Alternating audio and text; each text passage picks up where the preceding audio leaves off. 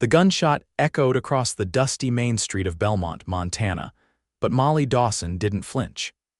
She stood her ground, the telegram clutched in her trembling hand containing news that would change everything. The doctor from back east had confirmed what the local physician suspected.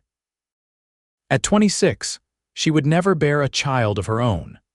The year was 1878, and Molly had spent the last 5 years building a life for herself in this frontier town after fleeing a troubled past in Boston. The dress shop she ran had become her refuge, her purpose, but the dream of a family had always lingered in the corners of her heart. "Miss Dawson, are you all right?" Sheriff Parker called from across the street, holstering his weapon after firing the warning shot that had scattered the rowdy cowboys who'd been causing trouble outside the saloon. "Just fine," she called back, quickly tucking the telegram into her pocket before anyone could see the tears threatening to spill. In a town where everyone knew everyone's business, she couldn't bear the thought of becoming an object of pity. Molly took a deep breath and continued toward her dress shop, her boots kicking up dust on the wooden boardwalk. Belmont was growing rapidly as the Northern Pacific Railroad brought more settlers west, but it still had the raw edges of a frontier town. The street was lined with false-fronted buildings: the general store, the bank, the telegraph office, and of course, the Silver Spur Saloon, where trouble seemed to brew as regularly as the coffee at Mrs. Hinckley's boarding house. The bell above the door jingled as Molly entered her shop. The familiar scent of fabric, thread, and the lavender sachets she kept in the drawers calmed her nerves. She had built this place from nothing, and it had become the most reputable dress shop in the county. Ladies from as far as Helena came to have Molly Dawson design their dresses. "It should have been enough. Miss Dawson," a cheerful voice called out as Emma Whitfield emerged from the back room, her arms full of calico fabric. At 17, Emma was Molly's apprentice, learning the trade while helping mind the shop. "Mrs. Fletcher's wedding dress is finished. Would you like to see it before she comes for her fitting tomorrow?" Molly forced a smile. "Of course, Emma." The wedding dress was beautiful ivory silk with delicate lace trim and tiny seed pearls sewn into the bodice. Another bride, another happy couple who would soon start a family. Molly swallowed hard against the lump in her throat.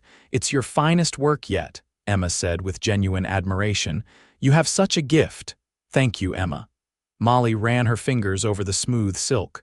"Why don't you head home early today? I can finish up here." After Emma had left, Molly locked the front door and flipped the sign to "closed." She moved to the back of the shop where her small office held a desk, accounting ledgers, and design sketches. Only then did she allow herself to collapse into her chair, pulling the telegram from her pocket to read it again. Examination results confirm previous diagnosis. Stop condition of uterus makes conception impossible. Stop deepest regrets. Stop Dr. Harrington. The words blurred as tears finally spilled over. Molly had always imagined herself with children, a house full of laughter and tiny footsteps. Even after leaving Boston and her failed engagement behind, that dream had persisted. Now it was gone, snatched away by an illness she'd suffered as a teenager that had apparently damaged her more than anyone realized at the time. A sudden commotion outside drew her attention. Horses' hooves pounded down the street, accompanied by shouts and another gunshot. Wiping her eyes, Molly moved to the window and peered through the curtain. A group of riders was thundering into town, trail-worn cowboys driving a small herd of cattle, with one rider in particular standing out from the rest. He sat tall in the saddle, controlling his mount with easy confidence. Even from a distance, there was something commanding about him that made Molly pause. The cattle were being directed toward the holding pens at the edge of town, but this rider broke away from the group and headed toward the doctor's office. Another cowboy slumped in front of him in the saddle. Curiosity overcame her grief for a moment. Molly unlocked her door and stepped onto the boardwalk. Several townspeople were doing the same, watching the cowboys with a mixture of interest and wariness. New cattle drives through Belmont usually meant business for the merchants but also trouble at the saloon. "Looks like the Circle Y outfit," Mr. Peterson from the general store said, coming to stand beside her. "That'll be Luke Yates and his men. They're bringing cattle up from Wyoming territory to start a new ranch north of here." "One of them seems injured," Molly observed, watching as the lead rider, presumably Luke Yates, carefully helped his wounded companion down from the horse in front of Doc Miller's office. "Probably had trouble with rustlers," Peterson replied. "The territory between here and Wyoming is crawling with them these days." Molly watched as Luke Yates spoke urgently to the doctor, who appeared at his door. There was something about the concern on the cowboy's face that spoke of a man who cared deeply for those in his charge. Not just another rough trail boss, then. As if sensing her gaze, the cowboy suddenly looked up. Even from across the street, Molly could feel the intensity of his eyes. She quickly stepped back into her shop, her heart racing for reasons she couldn't explain. That evening, Molly closed her ledgers and prepared to walk to Mrs. Hinckley's boarding house, where she rented a small room. The grief of the doctor's confirmation had settled into a dull ache, but she had work to focus on. Work had always been her salvation. The main street was quieter now, though light and piano music spilled from the silver spur. Several horses were hitched outside, no doubt belonging to the newly arrived cowboys. Molly quickened her pace, not wanting to encounter any drunken trail hands. "Miss, wait, please." The deep voice behind her made her stop and turn. In the fading light, she recognized the cowboy from earlier, Luke Yates. Up close, he was taller than she'd expected, his face weathered by sun and wind but handsome in a rugged way. His eyes were a startling blue beneath the brim of his dusty hat. "I'm sorry to bother you, madam," he said, removing his hat. His dark hair was pressed flat against his head and he ran a hand through it self-consciously. "I was told you're the dressmaker." "I am," Molly replied cautiously. "Molly Dawson. Luke Yates, madam." He extended a calloused hand which she shook briefly. "I was wondering if your shop might be open tomorrow. I need to purchase some fabric." Molly raised an eyebrow, surprised. "Fabric? I don't often get cowboys in my shop, Mr. Yates." A smile flickered across his face, revealing a dimple in his left cheek. "It's not for me. It's for Billy, my ranch hand who was injured. The doctor says he'll recover, but he'll be laid up for a while. The boy's sister is expecting a baby back in Wyoming, and he was planning to send her fabric for baby clothes." Molly's chest tightened at the mention of a baby. "I see," she managed. "Yes, I'll be open tomorrow morning. I have plenty of suitable fabric for infant clothing." "Thank you, Miss Dawson." He replaced his hat. "I appreciate your help." Billy was mighty worried about disappointing his sister. Something in his tone, the genuine concern for his young ranch hand, touched Molly. "How is he doing? Your man who was injured, he'll heal." "Bullet grazed his side pretty good, but Doc Miller stitched him up." Luke's expression darkened. "Rustlers hit us 2 days back. We drove them off, but not before they took a few head and left Billy bleeding."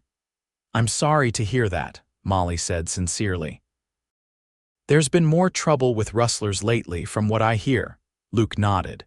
"Seems that way, but we made it to Belmont, and I intend to get my herd to my new ranch land without further losses." His determination was evident in the set of his jaw. "I should let you continue on your way, Miss Dawson. Thank you again." As he turned to leave, Molly found herself calling after him. "Mr. Yates, what color fabric should I set aside for your ranch hand sister?" Luke paused, looking back over his shoulder. "I reckon I don't know, Miss Dawson." "What do ladies like for baby things?" Despite everything, Molly found herself smiling. "Perhaps I'll select a few options for you to choose from." "I'd be obliged." He touched the brim of his hat in a small salute before walking toward the saloon. Molly continued to Mrs. Hinckley's, suddenly aware of a lightness in her step that hadn't been there before. It was foolish, she knew. A brief encounter with a passing cowboy shouldn't lift her spirits on a day like today. Yet there had been something in Luke Yates's manner, a quiet strength combined with genuine kindness, that had momentarily pushed aside her grief. The next morning, Molly arrived at her shop earlier than usual. She'd slept poorly, her dreams troubled by phantom children calling for a mother they would never have. But work was waiting, and she had fabric to select for Luke Yates. She pulled several bolts from her shelves: soft flannel in pale yellow, light blue cotton with tiny white stars, and a delicate white muslin that would make beautiful baby gowns. She was arranging them on the counter when the bell above the door jingled. Luke Yates ducked his tall frame through the doorway, removing his hat as he entered. In the clear morning light, Molly could see him better. His face was tanned from long days in the saddle, with laugh lines around his eyes suggesting he smiled often. His clothing was trail-worn but clean. He'd clearly made an effort before coming to her shop. "Good morning, Miss Dawson," he greeted her, his voice warm. "Mr. Yates," Molly nodded. "I've selected some fabrics that might suit your purposes." She gestured to the counter display. Luke approached, looking slightly out of place among the feminine surroundings of the dress shop. He studied the fabrics with serious consideration, reaching out to touch the blue cotton with surprising gentleness for hands so large and work roughened. "These are all nice," he said, sounding genuinely impressed. "Billy's sister would probably want enough to make several things, I expect." "A baby requires many garments," Molly agreed, trying to keep her voice steady. "Especially in the first year." Luke glanced at her, something in his expression suggesting he caught the slight tremor in her voice. "You know about babies, then?" Molly busied herself measuring the fabric. "Every woman does, Mr. Yates." "Not me," he admitted with a self-deprecating smile. "Spent most of my life on cattle drives and ranches. Don't know the first thing about little ones." "No family of your own?" Molly asked, then immediately regretted the personal question. Luke didn't seem to mind. "No, madam, been moving too much to settle down, but that's changing now. Got myself some good land north of here, planning to build something permanent." He looked at the fabric again. "I think all three would be nice. Billy's sister will appreciate having choices." As Molly cut the fabric, Luke wandered around the small shop, examining the half-finished dresses on mannequins and the spools of ribbon and lace on the shelves. "This is mighty fine work," he said, admiring a wedding dress Molly had on display. "You're talented, Miss Dawson." "Thank you," she replied, wrapping his purchases in brown paper. "I've worked hard to build my business here. How long have you been in Belmont?" 5 years, Molly tied string around the package. "I came west after." She paused, unsure why she felt compelled to share anything with this stranger. "After things didn't work out back east," Luke nodded, not pressing for details. "Sometimes a fresh start is what a person needs." He reached into his pocket for money. "What do I owe you for the fabric?" After Luke paid and left with his package, Molly found herself watching through the window as he crossed the street. There was something compelling about the way he moved, confident but not cocky, with the easy grace of a man comfortable in his own skin. Emma arrived shortly after, full of excited chatter about the new cowboys in town. "Did you see them, Miss Dawson? They say the trail boss is starting a big ranch north of here. He's already hired a dozen men and bought supplies from Mr. Peterson." "Mr. Yates was just here," Molly said, trying to sound casual, "buying fabric for one of his injured men to send to family." Emma's eyes widened. "He came into a dress shop. Most cowboys wouldn't dare," she giggled. "Mrs. Hinckley says he's not like the usual rough types that pass through. She says he's educated, went to some college back east before the war." Molly raised an eyebrow. "The boarding house grapevine is efficient as always, I see." "They say he fought for the Union and then went west afterward," Emma continued, "and that he's looking for a wife to help run his new ranch." "Emma," Molly chided gently, "we have work to do. Mrs. Fletcher will be here for her final fitting this afternoon." But as the day progressed, Molly found her thoughts straying repeatedly to the blue-eyed cowboy. It was ridiculous, of course. She had sworn off romantic entanglements after her disastrous engagement in Boston. Besides, What man would want a wife who couldn't give him children? The thought brought back the pain of yesterday's telegram with fresh intensity. Over the next week, Luke Yates and his men became a common sight in Belmont. They were making preparations for the final leg of their journey to his new ranch land, purchasing supplies and equipment. Unlike many trail bosses, Luke kept his men in line. There were no drunken brawls or trouble with the local women. Molly saw him occasionally from a distance, but had no reason to speak with him again until one rainy afternoon when he appeared at her shop door, this time accompanied by a younger man on crutches. "Miss Dawson," Luke greeted her, helping his companion through the door. "This is Billy Matthews, the ranch hand I told you about. He wanted to thank you personally for the fabric." Billy was barely more than a boy, perhaps 19 or 20, with a shock of red hair and freckles across his nose. He balanced awkwardly on his crutches, clearly still in pain from his wound. "It's mighty kind of you to help me out, madam," Billy said earnestly. "My sister's going to be real happy with that fancy fabric. Her husband's a farmer, so they don't have money for such nice things."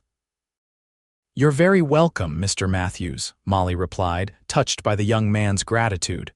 "When is your sister's baby expected?" "Late autumn, madam. This will be their third. She's hoping for a girl this time, got 2 rowdy boys already." Billy smiled proudly. "I'm sending the package out on tomorrow's stage. Would you like me to include a pattern for a baby gown?" Molly offered. "I have some simple ones that even a beginner seamstress could follow." Billy's face lit up. "That'd be wonderful, madam. Sarah's handy with a needle, but she's never made baby clothes before." While Molly searched through her pattern drawer, she was aware of Luke watching her. His presence filled the small shop, though he stood quietly by the door. "Here," she said, finding what she was looking for. "These are basic patterns for gowns, bonnets, and booties. Your sister should be able to make several outfits from the fabric you purchased." "I can't thank you enough," Billy said. "What do I owe you for these patterns?" "Nothing," Molly insisted. "Consider it a gift for your sister and the baby." After Billy had thanked her profusely and hobbled back outside to wait on the boardwalk, Luke lingered. "That was kind of you," he said softly. Molly shrugged. "It costs me nothing to share a pattern." "Still, you didn't have to." Luke stepped closer to the counter. "Billy thinks the world of his sister. They lost their parents young and she raised him. This baby means a lot to their family." "Family is precious," Molly said, unable to keep a hint of wistfulness from her voice. Luke studied her face. "You have family back east?" "No." Molly straightened some spools of thread, avoiding his gaze. "My parents died when I was young. I had an aunt who raised me, but she passed several years ago. So you came west alone." There was a note of admiration in his voice. "That took courage, Miss Dawson." Molly looked up, surprised by his perception. Most men assumed a woman traveling alone was either desperate or of questionable character. "It was necessary," she said simply. Something passed between them in that moment, a recognition, perhaps, of kindred spirits who understood what it meant to forge a path alone. "We'll be moving the herd out tomorrow," Luke said after a brief silence. "My ranch is about 20 miles north of here, good land with plenty of water and grass. Once we're settled, I'll be coming back to Belmont regularly for supplies." "I wish you good fortune with your ranch, Mr. Yates," Molly replied formally, though her heart beat a little faster at the thought of seeing him again. He touched the brim of his hat. "Thank you, Miss Dawson, for everything." After he left, Molly found herself standing motionless behind the counter, her hands pressed against the smooth wood. What was happening to her? She had carefully built walls around her heart after leaving Boston, focusing on her business and nothing else. Now a cowboy with kind eyes and a gentle manner was making her question those defenses. It was foolish. Even if there could be something between them, and there was no indication Luke Yates saw her as anything more than a shopkeeper who had helped his ranch hand, what future could they have? She could never give him children, never be the kind of wife a rancher would need. The telegram in her pocket seemed to burn against her skin. She'd kept it with her every day since receiving it, a reminder of the limitations of her future. Perhaps it was time to accept reality and let go of dreams that could never be. The following morning, Molly watched from her shop window as Luke Yates and his men drove their cattle north out of town. Luke rode at the head of the procession, straight-backed and confident. Just before the bend in the road that would take them out of sight, he turned in his saddle and looked back toward the town. For a moment, Molly thought his gaze lingered on her shop, but she quickly dismissed the notion as wishful thinking. Summer progressed into early autumn. Molly threw herself into her work, creating dresses for the harvest dances and socials that marked the changing season. Her reputation continued to grow, bringing customers from neighboring towns. On the surface, her life was successful and fulfilling, but at night, alone in her room at Mrs. Hinckley's, the emptiness would creep in. Sometimes she would wake from dreams of children calling for her, their voices fading as she reached for them. On those nights, sleep was impossible, and she would sit by her window watching the stars until dawn. It was on one such sleepless night in early October that Molly heard the commotion downstairs. Voices raised in alarm, footsteps hurrying across the floor. Wrapping a shawl around her nightgown, she opened her door to find Mrs. Hinckley in the hallway, her gray hair in a loose braid over her shoulder. "What's happening?" Molly asked. "Fire at the Sherman place," the older woman replied grimly. "Their barn is burning and the men are trying to save the house and livestock." The Sherman farm was just outside town, a small place where Tom and Martha Sherman lived with their 3 young children. Without thinking, Molly returned to her room and quickly dressed. "You're going out there?" Mrs. Hinckley asked when Molly emerged in her day clothes. "Martha might need help with the children," Molly explained, already heading for the stairs. Outside, the night sky glowed orange to the east where the Sherman farm lay. Molly hurried through town, joining several other women who were heading in the same direction. By the time they reached the farm, the barn was fully engulfed, flames shooting high into the night sky. A bucket line had formed from the well to the house, which stood dangerously close to the burning structure. Martha Sherman sat on a wagon with her 3 children huddled around her, watching in horror as everything they owned was threatened. Molly immediately went to her. "Let me take the children," she offered. "They shouldn't be watching this." Martha, her face streaked with soot and tears, nodded gratefully. "The youngest 2 fell asleep, but Sarah won't leave." Molly knelt before 8-year-old Sarah, whose wide eyes reflected the dancing flames. "Sarah, I need your help with your brothers. Can you come with me to that big oak tree over there? We'll watch over them together." The girl hesitated, then nodded. Molly gathered the sleeping 4-year-old in her arms while Martha handed over the baby. Together, she and Sarah walked to the oak tree where they'd be safe from sparks but still within sight of the farm. As Molly settled the children on a blanket another neighbor had provided, she scanned the chaotic scene. The men of Belmont were fighting desperately to save the house, their silhouettes black against the orange glow of the fire. And then she saw him, Luke Yates, working alongside the others, passing buckets and shouting directions. Her heart skipped. She hadn't seen him since he'd left town with his herd 2 months earlier. What was he doing here? Had he come to Belmont for supplies? For the next hour, Molly stayed with the Sherman children, singing softly to keep them calm and occasionally updating Sarah on the firefighting progress. The bucket brigade was holding the flames back from the house, though the barn was clearly a lost cause. When the fire finally began to die down, exhausted men dropped to the ground wherever they stood. The house had been saved, though its exterior was scorched, and most of the livestock had been rescued from the barn before the fire took hold. As dawn broke, Molly was helping distribute coffee and food that the women of Belmont had prepared when Luke approached. He was covered in soot, his shirt torn and singed in places, but he seemed unhurt. "Miss Dawson," he greeted her, his voice hoarse from smoke. "Didn't expect to see you here." "I came to help with the children," she explained, offering him a cup of coffee which he accepted gratefully. "I didn't expect to see you either. I thought you'd be at your ranch." Luke took a deep drink of the coffee before answering. I was on my way to town for supplies when I saw the fire. Figured they could use another pair of hands. It's fortunate you were passing by, Molly said. Mr. Sherman says your experience organizing the men probably saved their house. Luke shrugged off the praise. Just did what needed doing. He glanced over to where the Sherman family was gathered, the parents holding their children close. At least no one was hurt. Buildings can be replaced. There was something in the way he looked at the family that caught Molly's attention, a longing, perhaps, for something he didn't have. Will you be staying in Belmont long? She asked, trying to sound casual. A day or two, he replied. Need to pick up some supplies, maybe hire another hand or two if I can find good men. He hesitated, then added, the ranch is coming along well.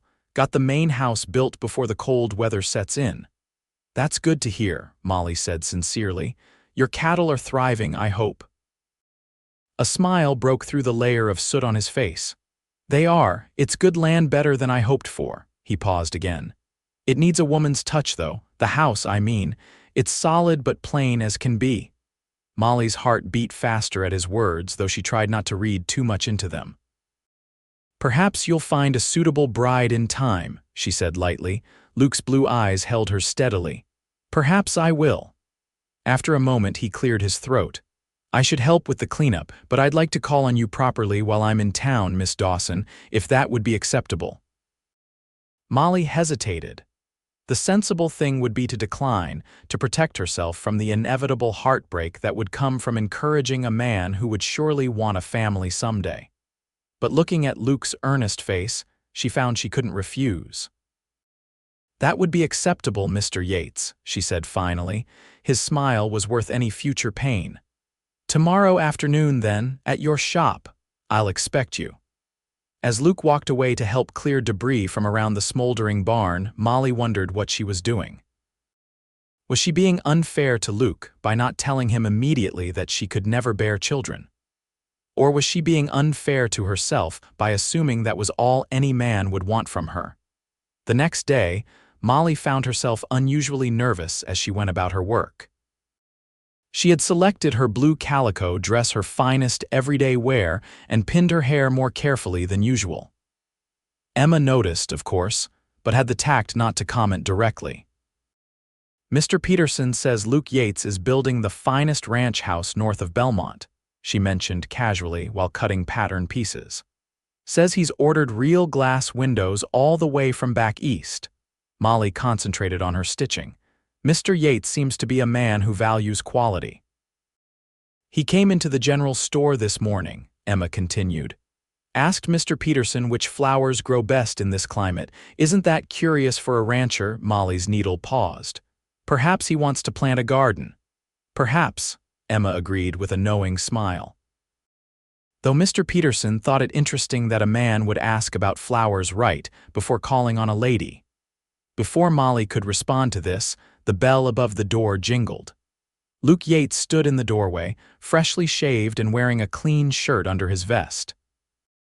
His dark hair was still damp from washing, and he held his hat in his hands. In the crook of his arm was a small bouquet of late wildflowers.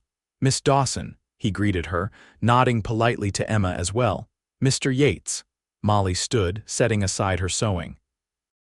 Emma, would you mind watching the shop for an hour? Emma's smile was barely contained. Of course not, Miss Dawson. Take all the time you need. Luke offered Molly the wildflowers as they stepped outside. These aren't much compared to what you're probably used to back east, but they're the best I could find this time of year. They're lovely, Molly said, genuinely touched by the gesture. No one had given her flowers since she'd left Boston. Thank you. I thought we might walk by the creek if that suits you, Luke suggested. It's a fine afternoon.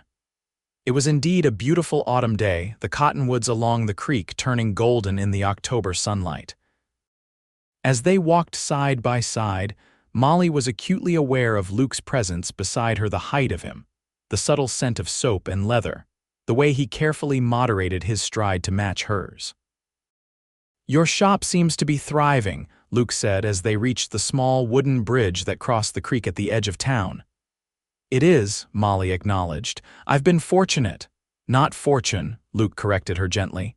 Skill and hard work. I've heard ladies talk about your dresses as far away as Fort Benton. Molly looked at him in surprise. You've been to Fort Benton? Last month, he nodded. Needed to arrange for some equipment to be shipped upriver in the spring. They paused in the middle of the bridge, looking down at the clear water flowing beneath. A comfortable silence settled between them before Luke spoke again. Miss Dawson, Molly, if I may, I'm not a man who believes in wasting time with formalities. He turned to face her directly. I've thought about you often since I first came to Belmont, more than is probably proper to admit. Molly's heart raced. Mr. Yates, Luke, he interrupted gently. Please? Luke, she amended, the name feeling intimate on her tongue. I'm flattered, but I think you should know something about me before. She faltered, unsure how to continue. His expression grew concerned. Whatever it is, you can tell me.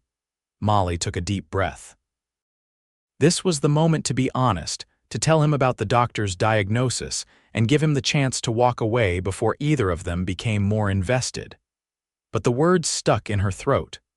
Not here, not now, with the sun dappling through the leaves and his eyes so full of warmth and interest.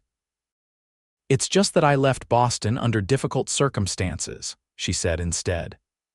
I was engaged to be married, but I discovered my fiancé was not the man I thought him to be. He was, cruel in ways that aren't visible to the eye. Luke's expression darkened. Did he hurt you? Not physically, Molly assured him quickly. But he would have, eventually. I realized that in time to leave. She looked down at the water. Many people thought I was foolish to break the engagement. He came from a good family, had prospects. They said no one else would want me if I rejected him. They were wrong, Luke said firmly. Molly looked up, caught by the conviction in his voice. Perhaps, but it taught me to be cautious.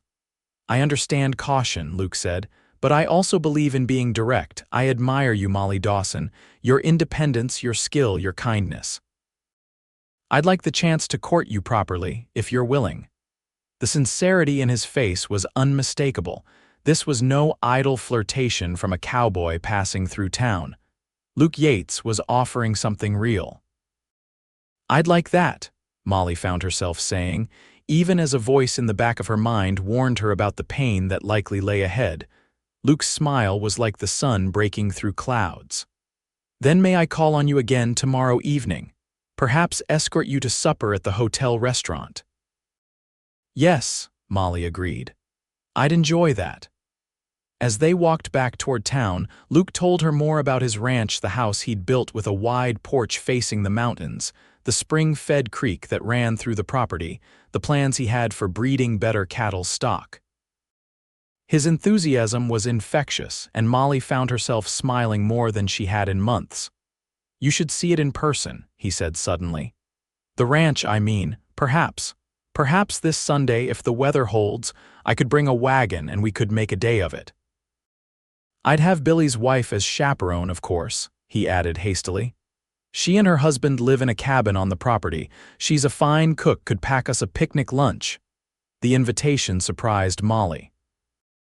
Meeting at her shop or walking in town was one thing, but visiting his ranch was a significant step forward, yet she found herself nodding. I'd like to see your ranch, she said. Sunday would be perfect. When Luke left her at the door of her shop, he took her hand and pressed it briefly between both of his. The touch, though innocent, sent warmth spreading up her arm. Until tomorrow, Molly, he said softly before releasing her hand and walking away. Emma was practically bursting with curiosity when Molly re-entered the shop, but Molly merely smiled and returned to her sewing, the wildflowers arranged in a jar of water on her work table. That night, Molly lay awake again, but not from sadness. Her thoughts were full of Luke Yates, his smile, his steadiness, the way he looked at her as though she were precious. But alongside these pleasant thoughts came the cold reality she had avoided sharing with him. Eventually, she would have to tell him about her inability to have children. And when she did, this fragile happiness would likely end. The following evening's supper at the hotel restaurant was the first time Molly had been courted properly since arriving in Belmont. Luke arrived at her shop as she was closing, dressed in his best clothes, not fancy by Eastern standards, but clean and well-fitting. He offered her his arm as they walked to the hotel, his manner respectful but with an underlying warmth that made her feel both protected and desired. The hotel dining room was the finest establishment in Belmont, with actual tablecloths and a menu that offered more than the standard fare of most frontier eateries. Luke pulled out her chair and ordered a bottle of wine, a luxury in Montana territory.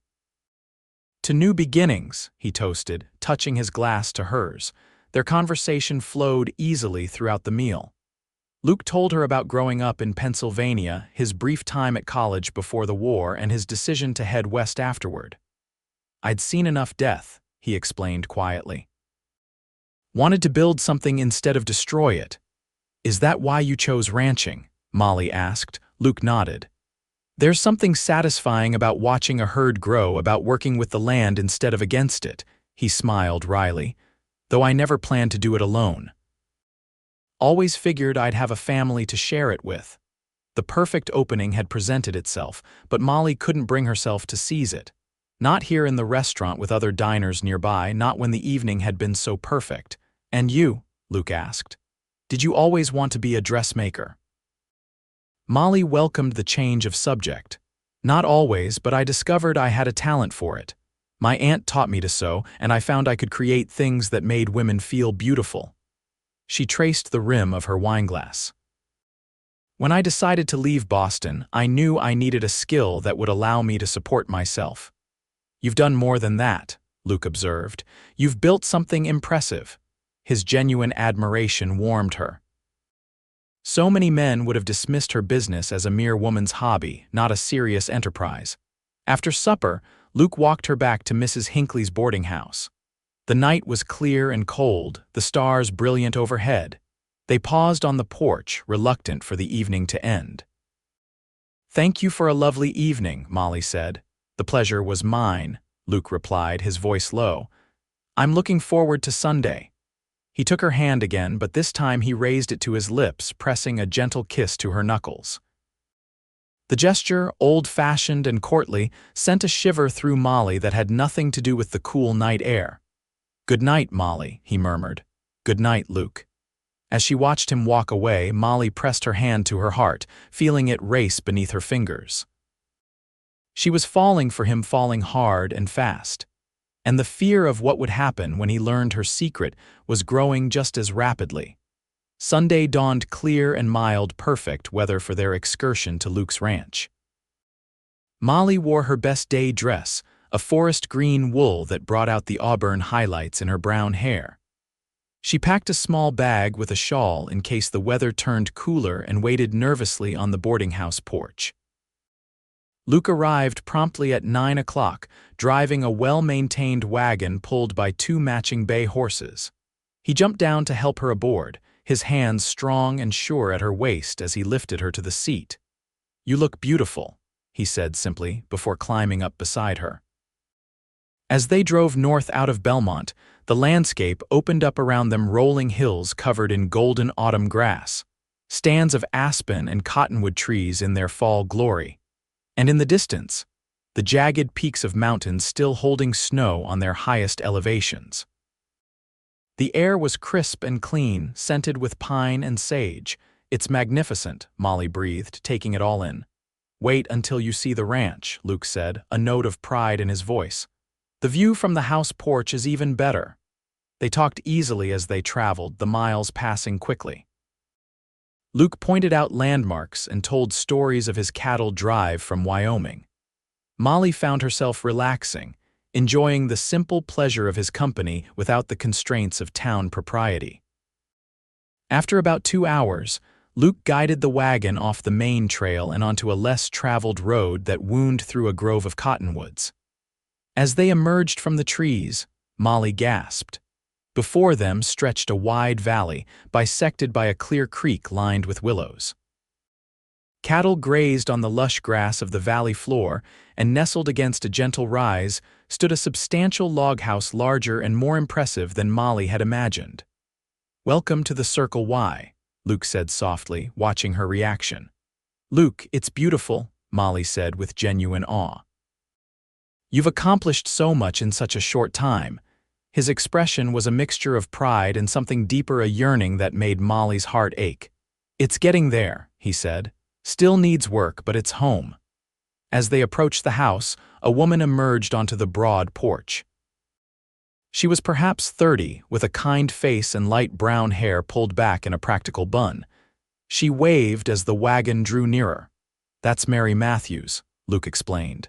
"Billy's sister-in-law. She and her husband Dan came out to help me get the ranch started.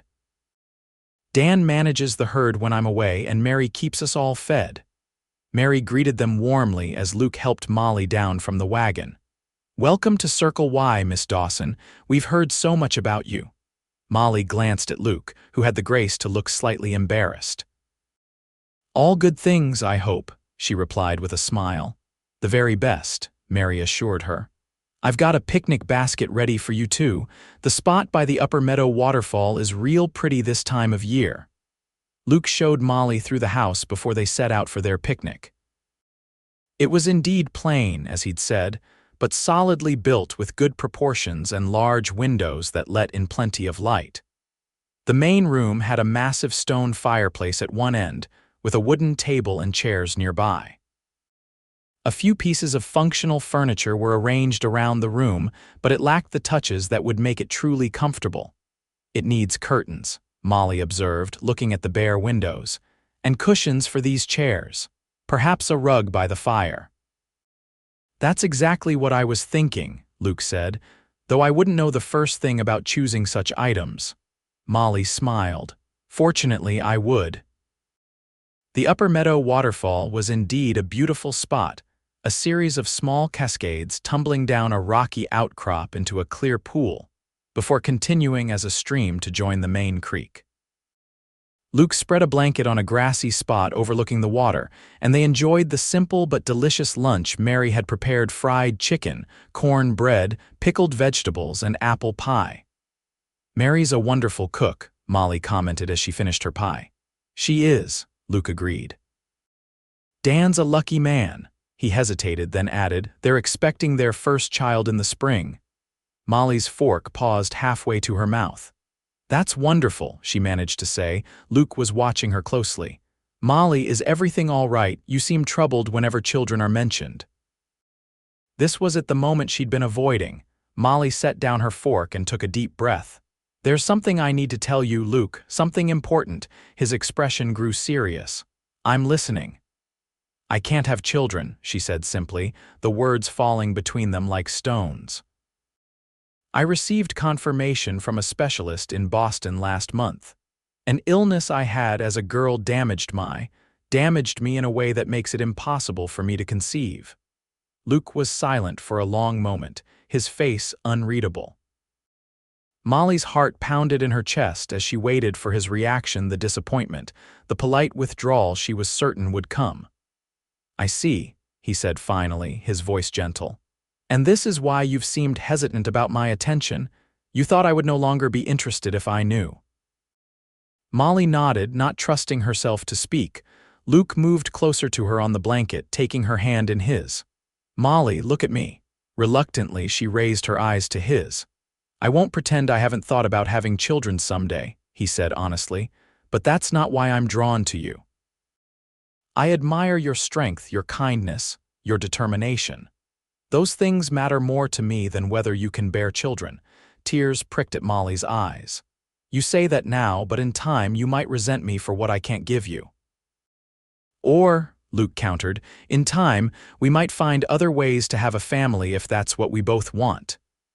His thumb traced gentle circles on the back of her hand.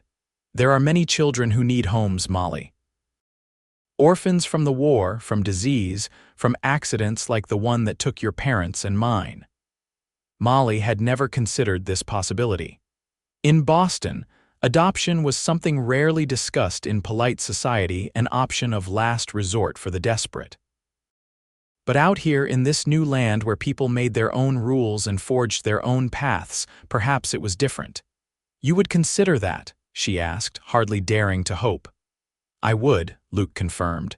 Family isn't just about blood, Molly, it's about love and commitment. His blue eyes held her steadily. But we're getting ahead of ourselves. I'm not asking you for promises today. I'm just asking you to give us a chance to see where this feeling between us might lead. The tightness in Molly's chest eased slightly. I can do that, she whispered. Luke's smile was tender as he reached up to brush a tear from her cheek. That's all I ask. He leaned forward, hesitating just a breath away from her lips. May I? Molly nodded, and Luke closed the distance between them, kissing her with gentle reverence. His lips were warm and firm against hers, his hand coming up to cradle her face. The kiss was brief but perfect, a promise of possibilities to come. When they parted, Molly felt lighter than she had in months, as if a burden had been lifted from her shoulders. The future was still uncertain, but for the first time since receiving the doctor's telegram, she allowed herself to hope. They spent the rest of the afternoon exploring the ranch, Luke proudly showing her the corrals, the barn, and the bunkhouse where his ranch hands lived. They rode out to the north pasture on horseback, Molly side saddle on a gentle mare, to check on a group of new calves. Throughout it all, Luke's demeanor was attentive but not overwhelming, giving Molly space to absorb everything while making it clear she was welcome in his world. As the afternoon waned and they prepared to return to Belmont, Luke took her hands in his on the porch of the main house. I hope you'll come back, he said. Perhaps next Sunday. I'd like that, Molly replied, meaning it completely. The ride back to town passed quickly, both of them more relaxed in each other's company now that the secret was out in the open. As they reached the outskirts of Belmont, Luke glanced at Molly with a slightly mischievous smile. Would it be too forward of me to ask if you'd be willing to help me choose some curtains and such for the house? I trust your taste far more than my own. Molly laughed, a free, unguarded sound that surprised even her. Not too forward at all. I'd be happy to help. The following weeks brought a new rhythm to Molly's life. Luke came to Belmont every few days for supplies or business, always making time to call on her. Sometimes they shared supper at the hotel. Other times they simply walked through town together or sat on the boarding house porch talking until Mrs. Hinckley pointedly trimmed the lamps inside. Together they selected fabrics for curtains, which Molly sewed in the evenings after closing her shop. Luke insisted on paying for the materials and her work, though Molly protested that the latter was a gift. They compromised she would accept payment for the curtains, but would contribute a quilt for the main room as her personal touch for the house. The townspeople noticed their courtship, of course. Belmont was too small for secrets. Some whispered that Molly was setting her cap for the prosperous new rancher, others that Luke Yates was lucky to find a respectable woman willing to live in the wilderness. But most, seeing the genuine affection between them, simply wished them well. Emma was delighted. I knew he was sweet on you from the first, she declared as she helped Molly pack the finished curtains for Luke to take back to the ranch. The way he looked at you that day in the shop like you were the only person in the world. You're a romantic, Emma, Molly chided gently, though she couldn't help smiling. And you're not romantic enough, Emma countered. Mr. Yates is clearly in love with you. When will you admit you feel the same? Molly smoothed the folded curtains, avoiding Emma's gaze. It's still early days. But Emma's observation wasn't wrong. With each visit, each conversation, each shared moment, Molly felt herself falling deeper in love with Luke Yates. His integrity, his gentleness, his respect for her independence all combined to make him unlike any man she'd known before. And then there was the way he looked at her, the way his touch lingered when he helped her into the wagon or took her hand during their walks. He desired her, that much was clear, but he never pressed for more than she was ready to give. The restraint only made her want him more. By early November, the weather had turned cold with the first snows dusting the mountains. The journey between the ranch and Belmont became more difficult, but Luke still made the trip twice a week, sometimes staying overnight at the hotel rather than risking the return journey in darkness. On one such evening, after sharing supper at the hotel, Luke walked Molly back to the boarding house as usual. But instead of saying goodnight on the porch, he took her hands in his expression serious in the lamplight. "Molly, I need to ask you something important," he said, his voice low and earnest. "The weather's turning. Soon the snow will make travel between here and the ranch difficult, if not impossible, for weeks at a time." He took a deep breath. "I can't bear the thought of not seeing you all winter." Molly's heart quickened. "What are you asking, Luke?" "Marry me," he said simply. "Be my wife, my partner. Come live at the ranch before winter closes the roads." When she didn't immediately respond, he continued, "I know it's sudden, but what I feel for you isn't sudden at all. I've been falling in love with you since the first day I walked into your shop, Luke." Molly's voice caught with emotion. "I love you, Molly Dawson," Luke said, reaching up to cup her cheek. "I love your strength, your kindness, your determination. I love the way you've made a place for yourself in this frontier town. I love the way you see beauty in simple things." His thumb brushed her lower lip. "And I love the way you look at me as though I might be worthy of a woman like you." Tears spilled onto Molly's cheeks. "I love you too," she whispered, the words coming easily now that they'd been called forth. "But marriage is such a big step." "It is," Luke agreed, "and I wouldn't ask if I wasn't certain, but I am certain, Molly, more certain than I've been of anything in my life." He smiled slightly. "And I'm not getting any younger. At 35, it's time I had a wife to share my life with." "What about children?" Molly asked, needing to be sure he truly understood what he was proposing. "You said you'd consider adoption, but that's different from knowing for certain you'll never have children of your own blood." Luke's expression was steady. "I meant what I said, Molly. Family is made by love, not just blood. If you want children, we'll find children who need a home. If you don't, then we'll be enough for each other." He squeezed her hands gently. "All I know is that I want to build a life with you, whatever shape that life takes." Molly searched his face, looking for any hint of reservation or doubt. She found none, only love, hope, and a quiet confidence that they belonged together. "Yes," she said finally, her heart full to bursting. "Yes, I'll marry you, Luke Yates." Luke's smile was brilliant as he pulled her into his arms, kissing her with more passion than he'd allowed himself to show before. Molly responded eagerly, her hands sliding up to his shoulders as she pressed closer. When they finally broke apart, both breathless, Luke rested his forehead against hers. "How soon can you be ready?" he asked. "The weather won't hold much longer," Molly thought quickly. "I'll need to make arrangements for the shop. Emma can manage it temporarily, but I'll need to find someone to take over in the longer term, and I'll have to pack my belongings, say my goodbyes." 2 weeks, Luke suggested. "We could be married here in Belmont, then travel to the ranch before the heavy snows come." 2 weeks to change her entire life. It should have felt rushed, even reckless. But instead, Molly felt only certainty. 2 weeks, she agreed. The next 14 days passed in a whirlwind of activity. Molly approached Mrs. Gardner, a widow with considerable sewing skill who had recently arrived in Belmont, about taking over the dress shop. After careful negotiation, they agreed that Mrs. Gardner would manage the business through the winter, with the option to purchase it outright in the spring if all went well. Emma was devastated to lose Molly but thrilled about the romance of it all. "It's like something from a novel," she sighed as she helped Molly pack her personal belongings. "A handsome rancher sweeping you off to his mountain home." "Hardly sweeping," Molly laughed. "And the mountain home still needs a woman's touch." "Which you'll provide perfectly," Emma said confidently. "Will you still make dresses? For special occasions, perhaps?" "I expect so," Molly said, folding her best shawl into a trunk. "Though ranch life will keep me busy with more practical sewing, I imagine."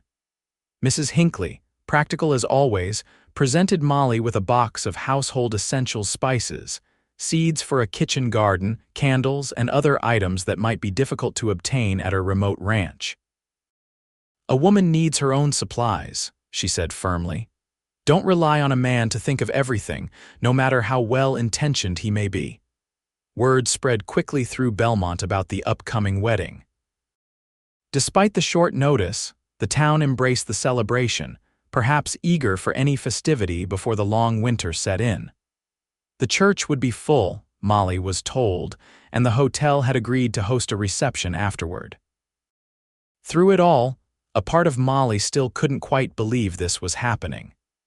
After years of independence, of guarding her heart, she was committing herself not only to a man but to a completely different life. There were moments of doubt, usually in the dark hours before dawn, when she wondered if she was being foolish. But then Luke would arrive in town, his face lighting up at the sight of her, and all doubts would vanish. This was right. He was right. Whatever challenges lay ahead, they would face them together. The day before the wedding, Luke brought Mary Matthews to town to help with the final preparations and to meet Molly properly. Mary embraced Molly warmly, treating her already like family. The men at the ranch are beside themselves with excitement. She told Molly as they finished the alterations on Molly's wedding dress, a simple but elegant creation of cream-colored silk that she had made herself. They've been cleaning and polishing everything in sight, trying to make the place presentable for their new mistress.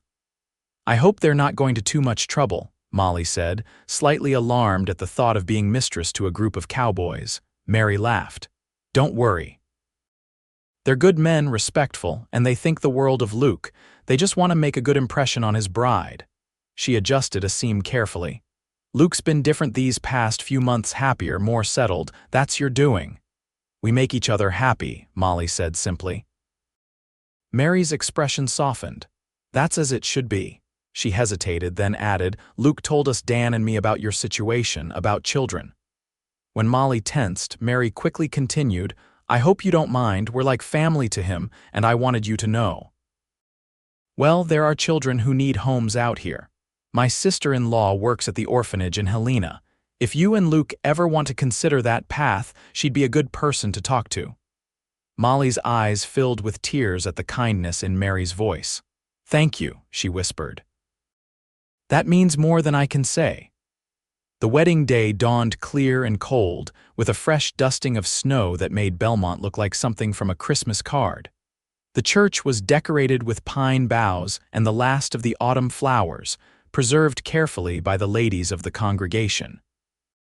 As promised, it was full not just with the people Molly knew from town but with ranch hands and neighboring settlers who had come to wish the new couple well. Molly had no family to give her away, so Sheriff Parker, who had become a friend over the years, offered to escort her down the aisle. As the small church organ began to play, Molly took a deep breath and stepped into the church on the sheriff's arm. Luke waited at the altar, looking more handsome than she had ever seen him in a new black suit, his hair neatly combed, his face freshly shaved. But it was his expression that took Molly's breath away, the look of wonder and love in his eyes as he watched her approach. The ceremony was simple but moving.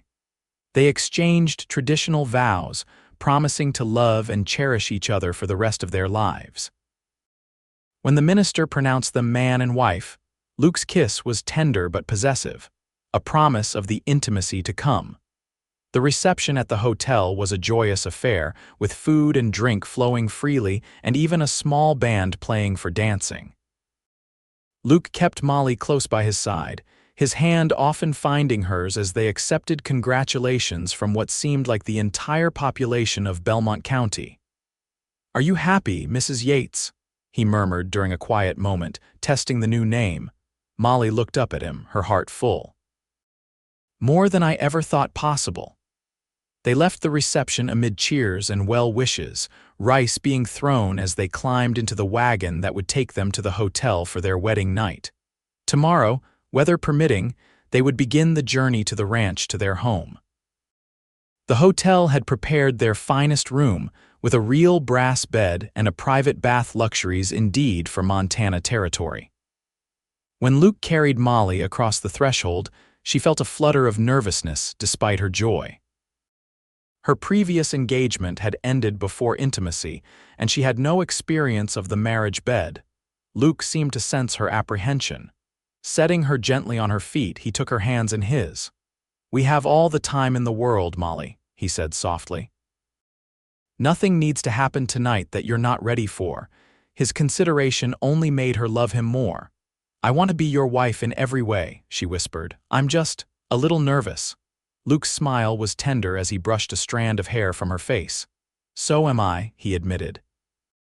"You're precious to me, Molly. I want everything to be perfect for you." He helped her with the buttons of her wedding dress, his fingers gentle against her skin. As the silk slipped away, Molly stood before him in her chemise and petticoat, feeling vulnerable but increasingly certain. Luke's gaze was reverent as it traveled over her. "You're beautiful," he breathed, drawing her into his arms. Their first time together was slow and tender, Luke guiding Molly through the initial discomfort into a pleasure she hadn't known was possible. In his arms, she felt cherished and desired a woman complete, regardless of what her body could not do. Afterward, lying in the circle of his embrace, Molly traced patterns on his chest with her fingertips. "I never thought I could be this happy," she confessed. Luke pressed a kiss to her forehead. "This is just the beginning, my love. We have a lifetime ahead of us." The journey to the ranch the next day was cold but clear, the wagon loaded with Molly's trunks and wedding gifts. As they crested the final rise and the Circle Y came into view, Luke pulled the wagon to a halt. "Welcome home, Mrs. Yates," he said, pride evident in his voice. Molly took in the scene before her, the solid log house with smoke curling from the chimney, the outbuildings neat and sturdy, the cattle grazing in the valley beyond. This was her home now, her future. "It's perfect," she said, meaning it completely. As they approached the house, Molly was surprised to see the ranch hands lined up in front of the porch, all in their Sunday best. When Luke helped her down from the wagon, they removed their hats as one. "Welcome to Circle Y, Mrs. Yates," they chorused, clearly having rehearsed the greeting. Molly smiled, touched by their effort. "Thank you, gentlemen. I'm very happy to be here." Mary appeared from the house, beaming. Come in, everything's ready." The main room of the house had been transformed. Molly's curtains hung at the windows, catching the afternoon light. A handmade quilt, not hers, but one the neighboring women had created as a wedding gift, was draped over a new rocking chair by the fire. The table was set for a celebration dinner, with the ranch's best dishes and even a vase of dried flowers as a centerpiece. "You've all gone to so much trouble," Molly said, deeply moved. "Nothing's too good for the boss's bride," Billy Matthews said from the doorway, leaning on his crutch. He was healing well but still moved carefully. "Especially one who helped me send such fine fabric to my sister." That first evening set the tone for their life together. After the celebratory dinner with the ranch hands and the Matthews family, Luke and Molly were left alone in their home. As they prepared for bed in the main bedroom, now outfitted with Molly's linens, and the new curtains, Molly felt a sense of rightness, of belonging, that had eluded her for most of her life. "Happy?" Luke asked as they settled into bed together. "Very," Molly confirmed, nestling against his side. "Though I have a feeling ranch life will take some getting used to," Luke chuckled. "You'll be running this place better than I do within a month, I expect." "We'll run it together," Molly corrected him. "That's what marriage is supposed to be, isn't it? A partnership." Luke's arms tightened around her. "Yes," he agreed softly. "That's exactly what it is." Winter settled over the Circle Y, bringing deep snow and bitter cold. The ranch became an island in a sea of white, the outside world temporarily held at bay. But inside the main house, warmth and love flourished. Molly adapted quickly to ranch life, establishing routines and making improvements to the household that benefited everyone. She organized the pantry, created a proper laundry system, and turned the sparse main room into a comfortable gathering place with her sewing projects. In the evenings, she often read aloud while Luke and Dan played checkers by the fire and Mary worked on mending. Luke delighted in coming home to a wife in the simple pleasure of sharing meals and conversation, in the comfort of Molly's presence, in the passion they discovered together in the privacy of their bedroom. The long winter nights gave them time to know each other fully, to build the foundation of their life together. They talked of everything, their hopes and fears, their pasts and futures. and increasingly they talked of children. Mary mentioned her sister-in-law works at the orphanage in Helena, Molly said one evening as they lay in bed, the blizzard howling outside their window. Luke traced patterns on her bare shoulder. She does. There are always children needing homes, especially the older ones or siblings who need to stay together. I've been thinking about it, Molly admitted. Not immediately, but perhaps in the spring when travel is easier, we could visit the orphanage. Luke propped himself up on one elbow to look at her face. Are you sure? There's no rush, Molly. Molly nodded, surprising herself with her certainty. I'm sure. I want to create a family with you, Luke. A home filled with love. She placed a hand on his cheek. You've shown me that family is what we make it, not what nature dictates. Luke turned his head to kiss her palm. Then we'll go to Helena in the spring, he promised. Together.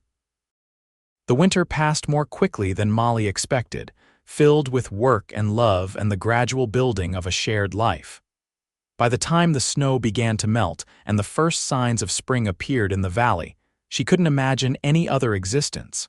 She had written regularly to Emma and Mrs. Hinckley, sending letters whenever a rider managed to make the journey between the ranch and Belmont. From their replies, she learned that Mrs. Gardner was doing well with the dress shop, though many customers still asked after Molly. Emma had become engaged to the young bank clerk she'd been sweet on for months. Life in Belmont continued, but Molly found she didn't miss it as she'd feared she might. In early April, when the roads were finally clear enough for travel, Luke and Molly made the journey to Helena. The territorial capital was larger and more developed than Belmont, with brick buildings and actual sidewalks in some areas. The orphanage was a plain but clean building on the edge of town, run by a Catholic order of nuns. Mary's sister-in-law, Sister Catherine, met them at the door.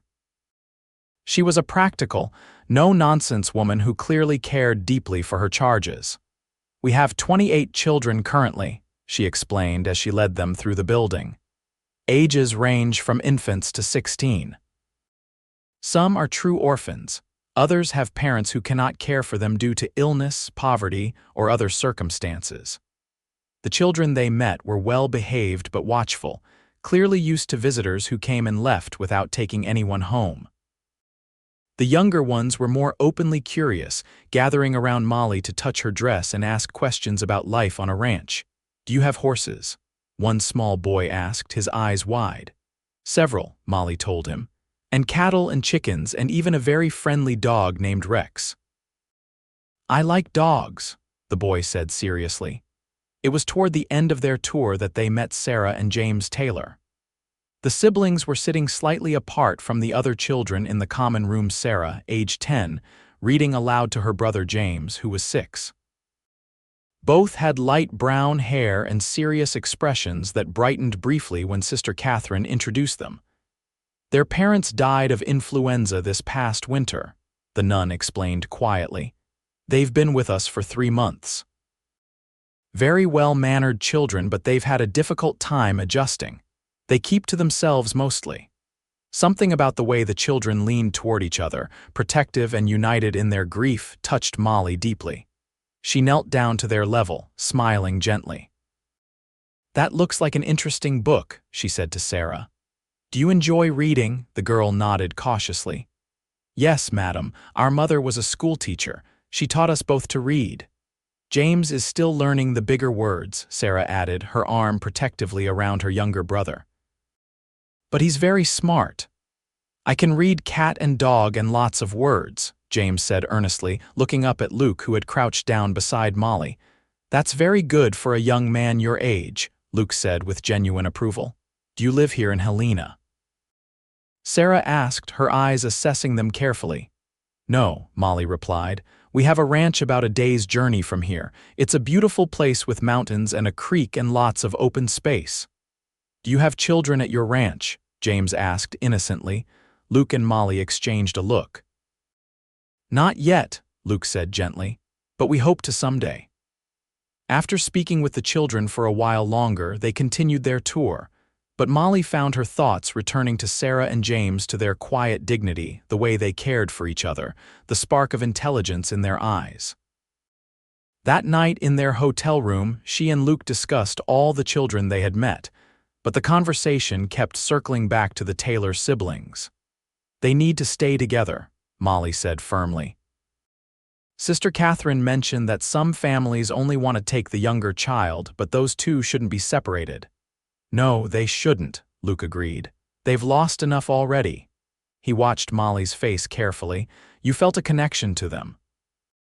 It wasn't a question, but Molly nodded anyway. "I did you?" Luke was quiet for a moment. "There was something about them," he admitted. "The way they carried themselves, they've known grief, but they haven't let it break them." He took Molly's hand. "We don't have to decide anything right away. We can visit again, get to know them better." "I'd like that," Molly said. "And Luke, thank you for understanding what family truly means."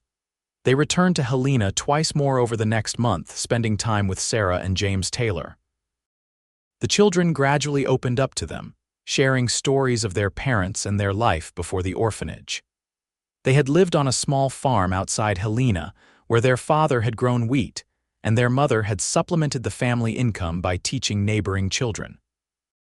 "Papa was teaching me to ride," James told Luke during their third visit as they walked in the small garden behind the orphanage. "We had an old plow horse named Barney. He was real gentle." "We have gentle horses at the ranch," Luke said carefully. "If you were to visit someday, perhaps I could continue those lessons." James's face lit up. "Could Sarah come too? She's never ridden a horse, but she wants to learn." "Of course," Luke assured him. "Sarah would always be with you." Meanwhile, Molly sat with Sarah on a bench, helping the girl with some mending Sister Catherine had assigned her. "You're very good at sewing," Molly observed, watching Sarah's neat stitches. "Mother taught me," Sarah said. "She said every woman should know how to sew properly." She looked up at Molly, her eyes serious beyond her years. "Is your ranch very far from town, from schools and such?" Molly understood the real question. "It's about a day's journey from Belmont, which has a small school. But many children in this territory are educated at home, at least until they're older." She hesitated, then added gently, "If you and James were to come live with us, I would make sure your education continued, your mother being a teacher. I know that would be important to you both." Sarah's fingers stilled on her mending. "Are you and Mr. Yates really considering taking us, both of us?" "We are," Molly confirmed. "But it's a big decision for everyone involved. You and James would need to be sure it's what you want too." Sarah was quiet for a long moment. "James likes you both very much," she finally said. "He talks about the ranch all the time, especially the horses and that dog you mentioned." She met Molly's eyes directly. "I want what's best for him. He needs a home, a real home, not this place." "And what about you, Sarah?" Molly asked softly. "What do you need?" The girl's composure wavered slightly. "I want to keep my promise to our parents," she whispered. "They made me promise to look after James, to keep him safe. I can't do that if we're separated." "Luke and I would never separate you," Molly assured her firmly. "If you come to live with us, it would be as a family, both of you." Sarah's eyes filled with tears that she quickly blinked away. I think our parents would have liked you and Mr. Yates," she said. "You're kind, but not in a false way. And you treat us like we matter, not just like poor orphans to be pitied." On the journey back to the ranch, Luke and Molly made their decision. They would offer Sarah and James Taylor a home not as temporary wards, but as their children. They would apply for formal adoption, giving the children their name and all the legal protections that came with it. "Are you certain?" Luke asked as they neared the Circle Y. "It's a big responsibility, two children who have known loss and grief." "I've never been more certain of anything," Molly said. "Except perhaps marrying you." She squeezed his hand. "They need us, Luke, and I think perhaps we need them too." The legal process took several weeks, with paperwork to complete and references to provide. Sister Catherine was supportive, having observed the growing bond between the Yateses and the Taylor children. By late May, everything was finalized, and Luke and Molly returned to Helena to bring Sarah and James home. The children had few possessions, some clothes, a few books, a handmade quilt their mother had sewn, and a pocket watch that had belonged to their father. Everything fit into two small trunks that Luke loaded easily into the wagon. As they left Helena behind, James chatted excitedly about the adventures ahead, while Sarah remained quieter, watching the landscape change around them. Molly sat beside the girl on the wagon seat, giving her space but staying close. "It's all right to be scared," she said softly when James had dozed off later in the journey. "New beginnings are always a little frightening." Sarah glanced at her, surprised by the perceptiveness. "Were you scared when you married Mr. Yates and moved to the ranch?" "I was," Molly admitted. "I'd been on my own for a long time. Letting someone else into my life, becoming part of a new place, it was terrifying." She smiled gently. "But it was also the best decision I ever made." "Until now?" Sarah asked with unexpected insight. Molly's heart swelled with sudden emotion. "Until now," she agreed. They arrived at the Circle Y as the sun was setting, the last rays turning the valley golden. Mary and Dan Matthews were waiting on the porch, along with several of the ranch hands who had wanted to welcome the children. "Is this all ours?" James asked in awe, standing up in the wagon to see better. "The whole valley. This is home," Luke told him, his voice thick with emotion. "Welcome to Circle Y, children." Mary had prepared a special supper to celebrate the children's arrival, and afterward, Molly showed them to their rooms. She and Luke had spent weeks preparing, wanting everything to be perfect. James's room had a handmade quilt featuring horses and cattle, while Sarah's had one with flowers and butterflies. Each room had a small bookshelf with a few carefully chosen volumes and a window overlooking the mountains. "This is just for me," James asked in disbelief, bouncing experimentally on his bed. "All yours," Luke confirmed. "Though you'll have to keep it tidy. Everyone at Circle Y has responsibilities." "I can do that," James said eagerly. "I'm very responsible. Sarah says so." Later, after the children were settled in bed, Luke and Molly stood on the porch in the cool evening air, his arm around her shoulders. "They're really here," Molly said softly, still hardly believing it. "Our children." Luke pressed a kiss to her temple. "Our children," he echoed. "The first of many, perhaps, if there are others who need a home." Molly leaned into his embrace, overwhelmed with gratitude. "They said I'd never know motherhood," she whispered. "The doctors, my aunt, everyone in Boston, they said it was impossible." "They were wrong," Luke said firmly, turning her to face him. "Family isn't made in the womb, Molly, it's made in the heart.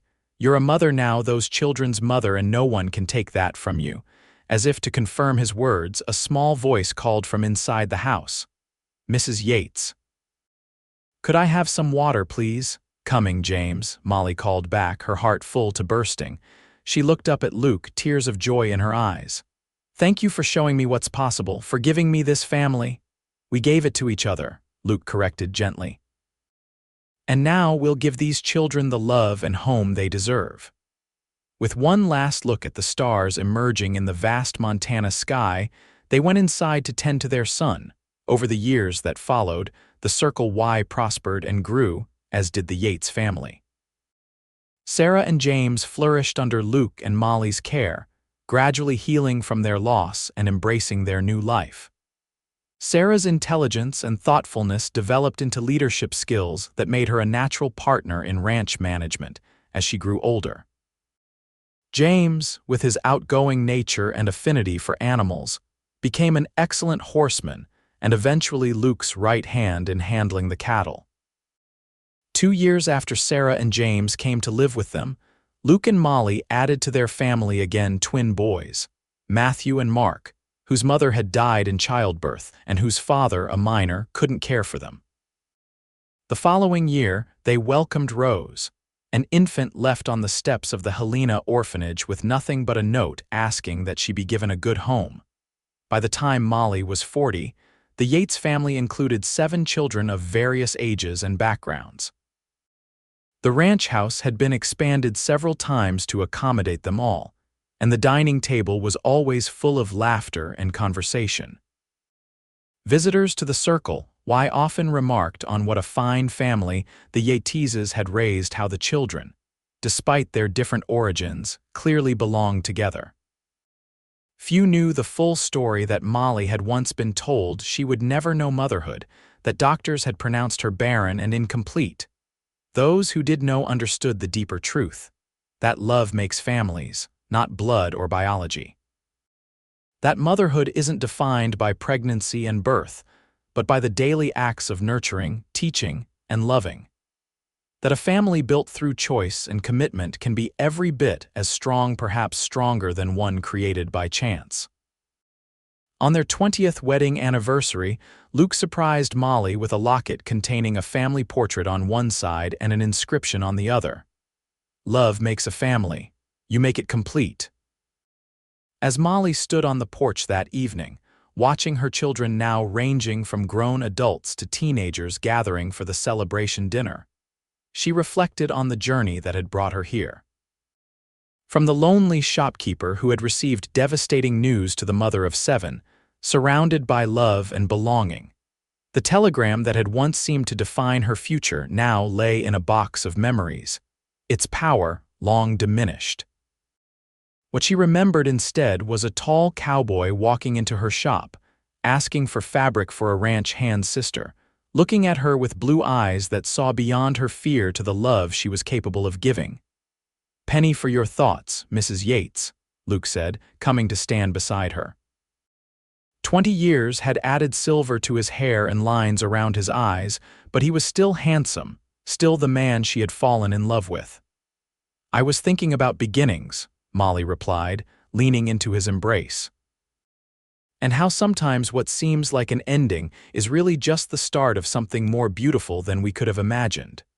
Luke's arms tightened around her, like a dress shop owner and a dusty cowboy finding each other in Belmont, Montana.